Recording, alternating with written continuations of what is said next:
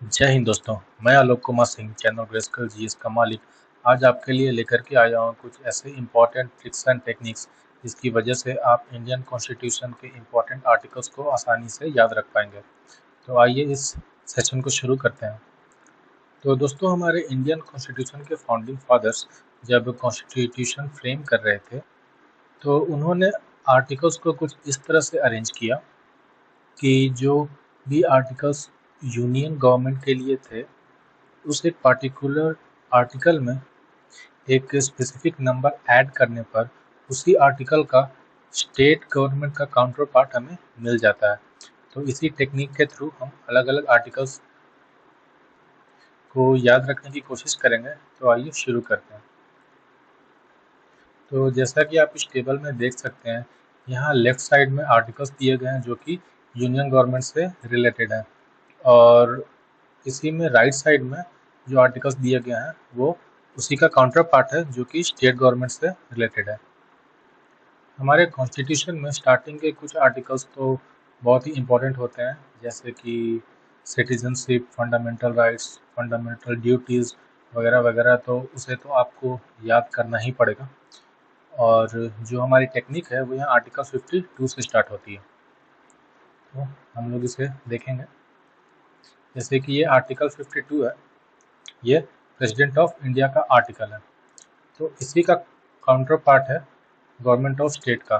तो हम इस 52 में अगर हम 101 ऐड करते हैं प्लस 101, तो आपको ये नंबर मिलता है 153।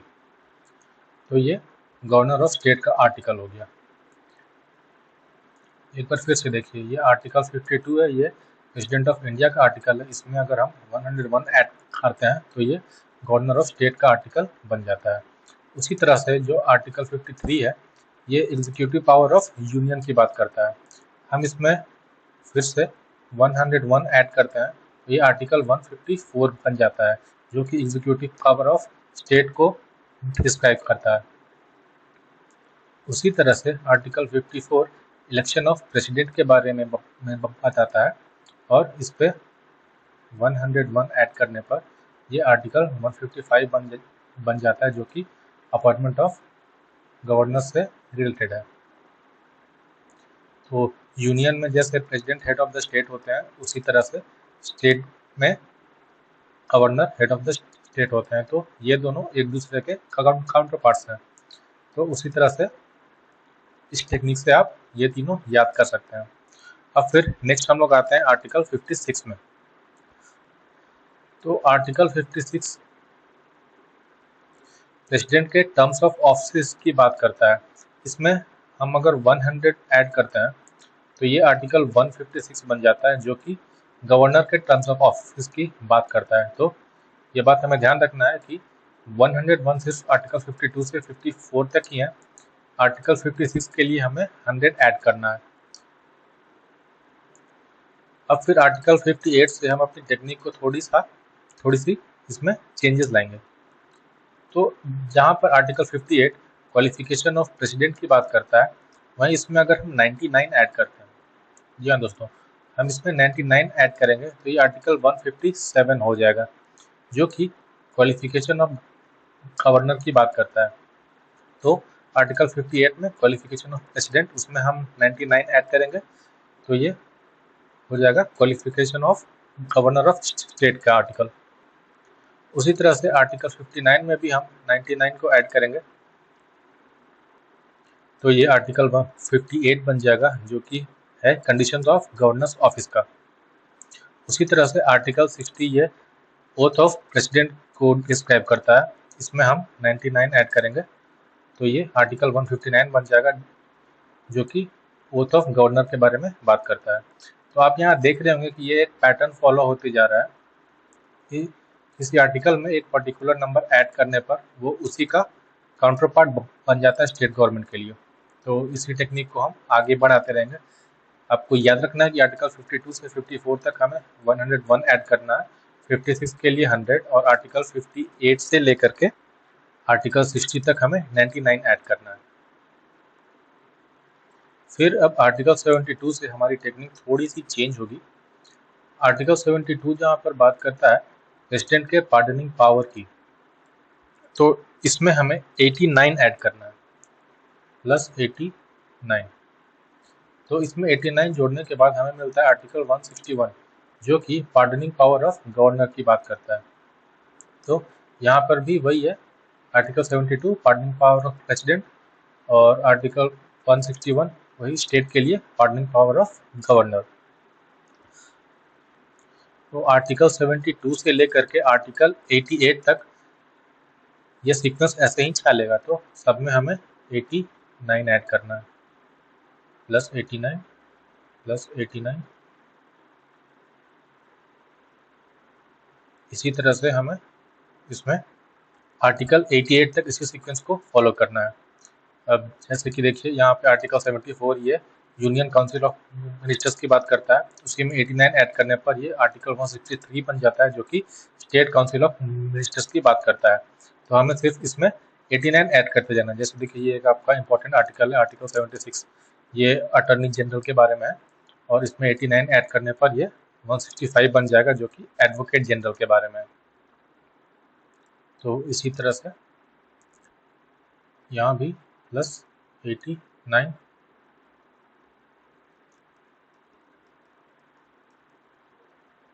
ये आर्टिकल 79 कॉन्स्टिट्यूशन ऑफ पार्लियामेंट की बात करता है। उसी तरह से इसमें 89 ऐड करने पर ये आर्टिकल 168 बन जाता है जो कि कॉन्स्टिट्यूशन ऑफ स्टेट लेजिस्लेचर की बात करता है। उसी तरह से आर्टिकल 80 कंपोजिशन ऑफ राज्यसभा की बात करता है, उसमें 89 ऐड करने पर ये 169 बन जाता है। इसका केस थोड़ा सा स्पेशल है, मैं आपको इसके बारे में बताता हूँ। इसमें हमने 89 ऐड किया प्लस 89, तो ये हो गया 169। तो आर्टिकल 80 में ये राज्यसभा के बारे में बताया गया है, बट ये कोई ज़रूरी नहीं कि हर एक स्टेट का अपना एक लेजिस्लेटिव काउंसिल हो। सिर्फ 5 ही स्टेट में लेजिस्लेटिव काउंसिल्स हैं। तो इसमें क्रिएशन और एबोलिशन की बात कही गई है काउंसिल ऑफ स्टेट्स की, सॉरी काउंसिल ऑफ स्टेट्स की नहीं, लेजिस्लेटिव काउंसिल्स की। और जिस किसी भी स्टेट में स्टेट लेजिस्लेटिव काउंसिल एग्जिस्ट करती है तो उसके कंपोजिशन के बारे में बताया गया है आर्टिकल 171 में। उसी तरह से आर्टिकल 81 लोकसभा के बारे में बात करता है, इसमें 89 ऐड करने पर हमें मिलता है आर्टिकल 170 जो कि उसी का स्टेट गवर्नमेंट में काउंटर पार्ट है, जो कि है कंपोजिशन ऑफ लेजिस्लेटिव असेंबलीज के बारे में। उसी तरह से article 83 duration of houses of parliament के बारे में बात करता है, उसमें हम 89 ऐड करेंगे तो हमें मिलेगा आर्टिकल 172, ये duration of state legislative assembly के बारे में हमें बताता है। तो ये सारा उसी तरह से चलते जाएगा आर्टिकल 88 तक। इसमें भी हम 89 ऐड करेंगे और इसमें भी 89 ऐड करेंगे, तो ये सारा यूनियन गवर्नमेंट का काउंटर पार्ट बन जाएगा स्टेट गवर्नमेंट में। अब 89 से हम कुछ चेंजेस इस पर अप्लाई करेंगे। आर्टिकल 89 से लेकर के आर्टिकल 92 तक, इस बार हम इसमें 93 ऐड करेंगे। सो आर्टिकल 89 बात करता है चेयरमैन और डिप्टी चेयरमैन के बारे में राज्यसभा का, तो इसमें हम 93 ऐड करते हैं तो हमें मिलेगा आर्टिकल 182 जो कि चेयरमैन और डिप्टी चेयरमैन के बारे में बात करता है एक स्टेट लेजिस्लेटिव काउंसिल का। तो ये इसी का काउंटर पार्ट हो गया और ठीक उसी तरह से हम इसमें भी 93 ऐड करेंगे, इसमें भी 93 ऐड करेंगे। आर्टिकल 92 तक हम यहाँ पे 93 ऐड करते जाएंगे। आप यहाँ पे देख सकते हैं आर्टिकल 91 जो कि power of deputy chairman of Rajya Sabha की बात कर रहा है, उसी पे 93 ऐड करने पर ये आर्टिकल 184 बन जाएगा जो कि power of deputy chairman of state legislative council की बात कर रहा है। तो उसी तरह से आर्टिकल 92 का भी है। अब यहाँ से आर्टिकल 93 से 96 तक हम इसमें 85 ऐड करेंगे प्लस 85। तो आर्टिकल 93 जहाँ पर बात करता है speaker and deputy speaker of Lok Sabha के बारे में, तो इसमें 85 ऐड करने पर हमें मिलता है 178 जो कि बात करता है speaker and deputy speaker of state legislative assembly in state government. तो जैसे पार्लियामेंट में लोकसभा होता है, उसी तरह से स्टेट्स में स्टेट लेजिस्लेटिव असेंबली होती है। तो हम इसके आर्टिकल में 85 ऐड करेंगे तो हमें इसका काउंटर पार्ट दे देगा स्टेट गवर्नमेंट के लिए। उसी तरह से आर्टिकल 94 में भी हमें 85 ऐड करना है, 95 में भी हमें 85 ऐड करना है, आर्टिकल 96 तक। ये आर्टिकल 95 ये एक इम्पॉर्टेंट आर्टिकल है, इसमें लोकसभा के डेप्यूटी स्पीकर के पावर को डिस्क्राइब किया गया है। तो इसमें हम फिर से 85 ऐड करेंगे तो ये 180 दे देगा, जिसमें स्टेट लेजिस्लेटिव असेंबली के डेप्यूटी स्पीकर के बारे में उनकी पावर्स को यहाँ पर डिस्क्राइब किया गया है। उसी तरह से आर्टिकल 96 भी है, इसमें आप 85 ऐड करेंगे तो ये उसी का counter part state legislative assembly के लिए आ जाएगा। फिर आर्टिकल 97 से लेकर के आर्टिकल 111 तक हम फिर से इसमें 89 ही ऐड करेंगे, जैसा कि हमने पहले कुछ आर्टिकल्स के लिए किया था। तो हमें याद रखना है कि आर्टिकल 97 से लेकर के आर्टिकल 111 तक 89 ऐड करना है। आर्टिकल 93 से 96 तक 85, फिर 97 से 111 तक 89, इसमें भी 89 और इसमें भी। तो आप यहाँ पर देखिए, ये आर्टिकल 99 जो है ये मेंबर ऑफ पार्लियामेंट के ओथ के बारे में बताता है। इसमें हम 89 ऐड करेंगे तो ये आर्टिकल 188 बन जाएगा, जो कि एमएलए और MLC member of legislative assembly और मेंबर ऑफ लेजिस्लेटिव काउंसिल, ये इनके ओथ के बारे में हमें जानकारी देता है। फिर आर्टिकल 111 तक, तो इसमें भी 89, तो ऐसा ही ये आगे तक चलते जाएगा। इसमें भी आर्टिकल 100 में है, जो कि वोटिंग इन हाउस के बारे में बताता है पार्लियामेंट के लिए, और उसी तरह से इसमें 89 ऐड करने पर 189 आता है, जो कि वोटिंग इन हाउस के बारे में बताता है स्टेट लेजिस्लेचर में। तो ये उसी तरह से इन सबका काउंटर पार्ट है, इसमें भी प्लस 89 अप टू आर्टिकल 111 यहाँ तक। फिर इसके बाद से हमारा नंबर यहाँ पे थोड़ा सा चेंज होगा। यहाँ पर आर्टिकल ये एक इम्पोर्टेंट आर्टिकल है, ये पार्लियामेंट में मनी बिल को डिफाइन करता है। उसी में 89 ऐड करने पर ये आर्टिकल 199 बन जाता है, जो कि स्टेट लेजिस्लेचर में मनी बिल को डिफाइन करता है। तो ये उसी तरह से है जिस तरह से ये पार्लियामेंट में करता है, लेकिन ये स्टेट लेजिस्लेचर के लिए। उसी तरह से आर्टिकल 111 में assent to bills in parliament, इसमें हम 89 ऐड करेंगे तो ये आर्टिकल 200 बन जाएगा, जो कि assent to bills in state legislature. अब आर्टिकल 112 से लेकर के 117 तक हम इसमें 90 ऐड करेंगे, प्लस 90, इसमें भी प्लस 90। तो जहाँ आर्टिकल 112 यूनियन बजट के बारे में बात करता है, वहीं इसमें हम 90 ऐड करेंगे तो ये आर्टिकल 202 बन जाएगा, जो कि बात करता है स्टेट लेजिस्लेचर में बजट के बारे में। ये यूनियन गवर्नमेंट के लिए जो कि है पार्लियामेंट, और ये स्टेट लेजिस्लेचर के लिए। इसमें भी हम 90 ऐड करेंगे, प्लस 90, प्लस 90 और प्लस 90 यहाँ तक, आर्टिकल 117 तक। ये आर्टिकल 114 बात करता है एप्रोप्रिएशन बिल्स इन पार्लियामेंट में, इसमें हमने 90 ऐड करा तो ये आर्टिकल 204 बन गया, जो कि बात करता है appropriation bills in state legislature में। इसी तरह से आर्टिकल 117 तक ये special provisions as to financial bills in parliament के बारे में बताता है, तो वहीं पर इसमें हम 90 ऐड करेंगे तो ये आर्टिकल 207 बन जाएगा, जो कि special provisions as to financial bills की बात करेगा, लेकिन स्टेट लेजिस्लेचर के लिए। अब हम बात करेंगे कुछ नेमोनिक्स की। तो आइए यहाँ पर हम कलर चेंज कर लेते हैं। ये जैसे आर्टिकल 120 है, ये बात करता है लैंग्वेज इन पार्लियामेंट में, तो इसी में हम नंबर को कुछ हेर फेर करेंगे। यहाँ पर 120 है तो यहाँ पे हम 210 कर देंगे, तो ये लैंग्वेज की बात करेगा स्टेट लेजिस्लेचर में। तो ये पार्लियामेंट के लिए और ये स्टेट लेजिस्लेचर के लिए। यहाँ पर 120 है तो यहाँ पे 210 है। उसी तरह से आर्टिकल 123 ये बात करता है प्रेसिडेंट्स के ऑर्डिनेंस मेकिंग पावर के बारे में, और इसी जिसको हम थोड़ा चेंज करके 213 कर दें तो ये गवर्नर्स के ऑर्डिनेंस मेकिंग पावर के बारे में बताएगा। यहाँ पे 123 है प्रेसिडेंट के ऑर्डिनेंस मेकिंग पावर के लिए, और यहाँ पे हमें उसे 213 करना है गवर्नर के ऑर्डिनेंस मेकिंग पावर के लिए।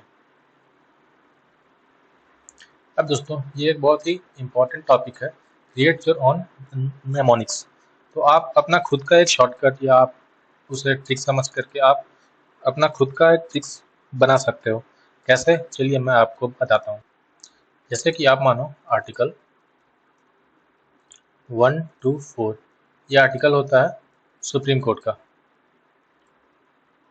तो सुप्रीम कोर्ट इंडिया का सबसे बड़ा कोर्ट ऑफ अपील है, और फिर उसके बाद स्टेट्स के लिए सबसे बड़ा कोर्ट ऑफ अपील कौन सा होता है? High court. तो आर्टिकल 124 सुप्रीम कोर्ट का है, उसी तरह से आर्टिकल 214 ये हाई कोर्ट का आर्टिकल हो जाएगा। सुप्रीम कोर्ट के लिए 124, हाई कोर्ट के लिए 214। आप इसे ऐसे भी याद रख सकते हैं, चूँकि सुप्रीम कोर्ट इंडिया का हाईएस्ट कोर्ट ऑफ अपील है तो इसके पास इतनी पावर्स है कि ये सुप्रीम कोर्ट में बैठे बैठे ये लोगों का 1, 2 का 4 कर सकता है। तो इसके पास इतनी पावर है, और इसी के नंबर्स को अगर हम थोड़ा सा चेंज कर देंगे तो ये 214 बन जाएगा, जो कि हाई कोर्ट के लिए। उसी तरह से आप इलेक्शन कमीशन का भी आर्टिकल याद रख सकते हैं। जैसे आर्टिकल 324 बात करता है इलेक्शन कमीशन के बारे में। तो जैसा कि हमने सुप्रीम कोर्ट को याद रखा था, ये 1, 2 का 4 करता है, तो इलेक्शन कमीशन के पास इतनी पावर है कि ये पॉलिटिकल पार्टीज को भी हिला के रख देता है। तो सुप्रीम कोर्ट तो सिर्फ 1, 2 का 4 करता था, बट इलेक्शन कमीशन के पास इतनी पावर है कि ये 1, 2 का 4 नहीं, ये 3, 2 का 4 कर सकता है। तो आप इस तरह से आप इसे याद रख सकते हैं। इसी तरह से एक और आर्टिकल है, आर्टिकल 143। इस आर्टिकल के through chief justice of India advice देते हैं प्रेसिडेंट ऑफ इंडिया को। तो इसे याद करने का एक बहुत ही वियर्ड सा टेक्निक है, बट इट्स ओके, हमें तो सिर्फ याद करने से मतलब है। तो जैसे आई लव यू को कोड वर्ड में 143 भी कहा जाता है। 1 मतलब आई, 4 मतलब LOVE लव, और 3 मतलब YOU। तो ये आर्टिकल 143 हो गया, ये आई लव यू। तो आप ऐसे याद रख सकते हैं कि आर्टिकल 143 के through chief justice of India president को आई लव यू बोलते हैं। आर्टिकल 143। तो यहाँ दोस्तों ये काफ़ी वियर्ड सा है, बट इट्स ओके, हमें तो याद करने से मतलब है। तो दोस्तों इसी तरह से आप चाहो तो अपना खुद का नेमोनिक टेक्निक्स बना सकते हो। तो फ्रेंड्स आज के लिए बस इतना ही। उम्मीद है आपको ये टेक्निक्स और ट्रिक्स पसंद आई होगी और आप इसे इम्प्लीमेंट भी करेंगे आर्टिकल्स को याद रखने के लिए। तो मिलते हैं फिर अगले वीडियो में, तब तक के लिए good luck and all the best.